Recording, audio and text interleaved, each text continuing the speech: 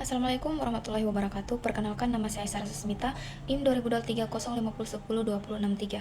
Nah, dalam kesempatan ini saya akan menjelaskan sedikit ringkasan materi kelompok 7 sampai kelompok 12. Nah, untuk mempersingkat waktu saya akan menjelaskan materi kelompok 7 terlebih dahulu.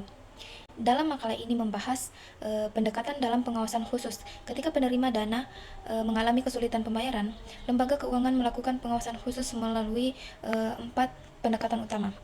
Di antaranya yang pertama itu pendekatan persuasif. Pendekatan persuasif mengedepankan komunikasi dan musyawarah untuk mencari solusi bersama atas kendala yang bersifat sementara. Kemudian yang kedua itu monitoring dan pengawasan usaha. Memantau perkembangan bisnis secara berkala melalui kunjungan lokasi, pemeriksaan laporan keuangan, dan pengawasan arus kas. Kemudian yang ketiga itu pemberian surat peringatan. Surat ini diberikan bertahap sebagai pengingat resmi atas kewajiban nasabah. Kemudian yang terakhir itu analisis kemampuan pembayaran, menilai ulang kondisi keuangan dan prospek usaha nasabah untuk menentukan strategi penyelesaian yang tepat. Kemudian ada strategi penyelesaian dana bermasalah. Penyelesaian dilakukan secara bertahap melalui beberapa metode, yaitu yang pertama penjadwalan kembali. Artinya memperpanjang jangka waktu atau mengubah jadwal pembayaran agar cicilan menjadi lebih ringan. Yang kedua itu persyaratan kembali, atau mengubah syarat pembayaran tanpa menaikkan pokok utang, misal pengurangan denda atau margin. Kemudian yang ketiga penataan kembali, atau menata ulang sistem pembiayaan secara menyeluruh, termasuk perubahan akad atau penambahan fasilitas jika usaha dinilai masih prospektif. Nah, kemudian yang keempat itu eksekusi agunan atau penjualan jaminan sebagai perlindungan risiko kerugian jika upaya penyelamatan di atas gagal. Kemudian yang terakhir ada itu jalur hukum. Langkah terakhir yang diambil apabila musyawarah dan penataan kembali tidak membuahkan hasil. Kemudian ada evaluasi efektivitas program, yaitu untuk mengukur keberhasilan strategi yang diterapkan. Lembaga keuangan menggunakan indikator beberapa keberhasilan seperti kembali lancarnya pembayaran cicilan sesuai jadwal baru, adanya perbaikan nyata pada kondisi usaha dan stabilitas operasional. Kemudian menurunnya persentase total dana bermasalah atau non-performing finance pada lembaga tersebut.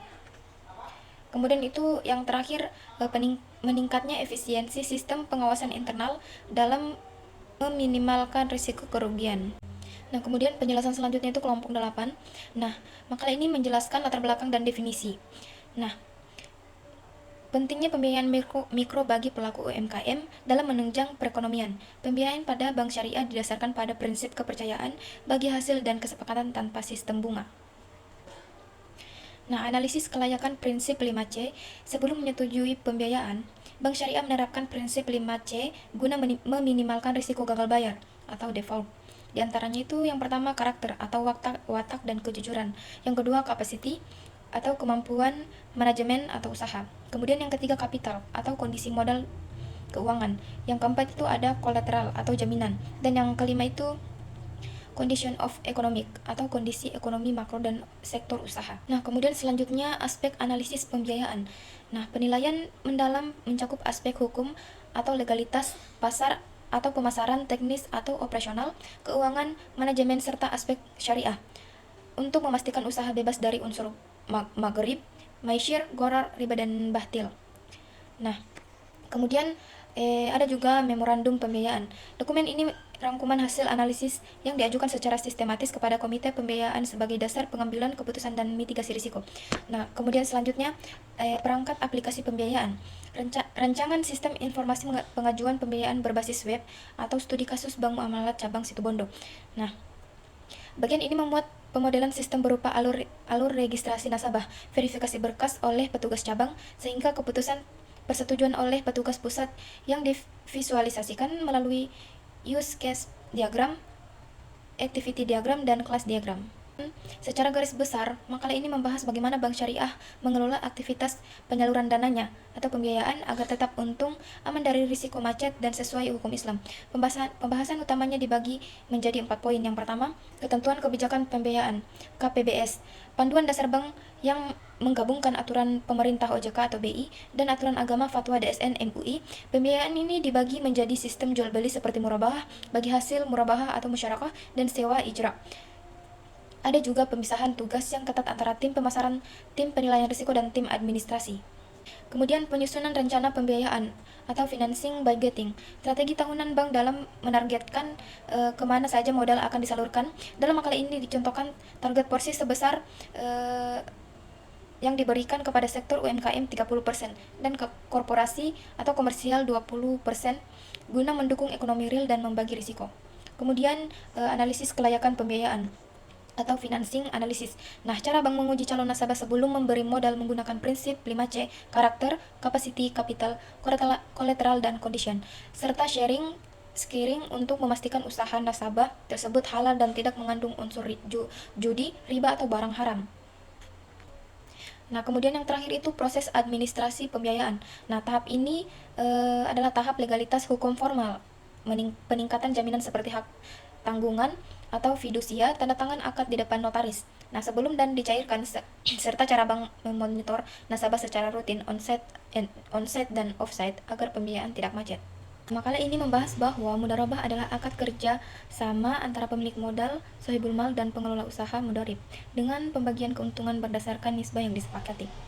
Nah, dalam mekanisme dibagi menjadi dua, yaitu mudharabah mutlaqah atau bebas dan mudharabah muqayyadah dibatasi. Nah, prosesnya melibatkan pengajuan nasabah, analisis kelayakan prinsip 5C, penandatanganan akad pencairan modal, pengelolaan hingga bagi risiko atau hasil. Nah, kemudian manfaat yang diberikan modal tanpa bunga bagi nasabah, mendatangkan pendapatan halal bagi bank, serta mendorong sektor real UMKM dalam perekonomian. Kemudian tantangan. Nah, tantangan yang dihadapi kendala risiko moral hazard, ketidakjujuran nasabah, keterbatasan transparansi informasi keuangan, dan serta rendahnya literasi masyarakat dan regulasi yang belum sempurna. Selanjutnya penjelasan kelompok 11. Definisi murabahah. Murabahah adalah akad jual beli barang antara bank syariah dan nasabah berdasarkan harga asli atau harga perolehan, ditambah dengan margin keuntungan yang telah disepakati bersama. Nah, ciri khas akad ini adalah sifatnya yang transparan, di mana bank wajib memberitahu nasabah mengenai harga modal barang dan jumlah keuntungan yang diambil. Nah, kemudian poin yang kedua itu praktik di perbankan syariah. Dalam praktiknya, pembiayaan ini digunakan untuk pengadaan berbagai kebutuhan nasabah seperti perdagangan barang, pembelian motor, kulkas, barang investasi, atau kebutuhan pabrik. Ada juga modal kerja, penyediaan barang-barang, persediaan untuk mendukung usaha. Kemudian renovasi rumah, pengadaan material bangunan seperti semen, batu bara, cat, dan kayu. Mekanismenya bisa berupa murabahah tanpa pesanan. Bank sudah menyediakan stok barang sebelumnya, atau murabahah berdasarkan pesanan. Bank baru membelikan barang setelah ada penjualan dan pesanan dari nasabah. Kemudian poin ketiga itu faktor penetapan margin keuntungan. Besar kecilnya margin keuntungan yang ditetapkan bank syariah dipengaruhi oleh dua faktor utama. Yang pertama, faktor internal, meliputi biaya operasional, overhead cost, porsi dana yang disalurkan, volume pembiayaan, target keuntungan bank, profit target, ketersediaan dana pihak ketiga atau DPK, serta biaya promosi, acquiring cost. Kemudian yang kedua itu faktor eksternal, meliputi kebijakan suku bunga acuan dari Bank Indonesia BI Rate untuk mengantisipasi risiko inflasi pasar, serta tingkat persaingan dengan bank kompetitor lainnya. Nah, poin keempat itu perbedaan dengan sistem bunga tetap atau konvensional. Nah, meskipun terkadang muncul anggapan bahwa biaya murabahah lebih tinggi, akad ini memiliki perbedaan mendasar dari kredit konvensional. Keuntungan bank syariah diperoleh dari transaksi jual beli barang berupa margin tetap yang tidak akan berubah selama masa angsuran. Nah, sedangkan bank konvensional memperoleh keuntungan dari bunga atas pinjaman, uang yang bersifat spekulatif. Pengertian akad bai asalam. Akad bai asalam adalah akad jual beli di mana pembeli melakukan pembayaran secara penuh di muka atau di awal. Sedangkan barang yang dipesan, objek transaksi, akan diserahkan oleh penjual pada waktu yang telah disepakati di kemudian hari. Nah, dasar hukum transaksi ini diperbolehkan dalam Islam dan memiliki dasar hukum yang kuat berdasarkan Al-Quran. Quran Surah Al-Baqarah ayat 282, hadis Rasulullah SAW, riwayat Ibnu Abbas mengenai kejelasan ukuran, timbangan, dan waktu penyerahan, serta fatwa DSN MUI nomor 05 DSN MUI tahun 2000. Nah, selanjutnya rukun dan syarat. Agar akad dinyatakan sah dan menghindari ketidakjelasan atau gharar, transaksi harus memenuhi rukun yang meliputi pihak yang berakad, bank sebagai pembeli dan nasabah sebagai penjual.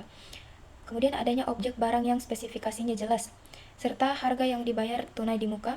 dan adanya ijab dan qabul. Nah, kemudian penerapan di bank syariah. Bank syariah menggunakan akad ini sebagai instrumen pembiayaan sektor real, seperti pertanian, perkebunan, dan peternakan. Nah, untuk membantu menyediakan modal awal bagi nasabah atau petani setelah masa panen atau produksi selesai. Nasabah menyerahkan barang kepada bank, dan bank dapat menjualnya kembali ke pihak lain untuk mendapatkan keuntungan.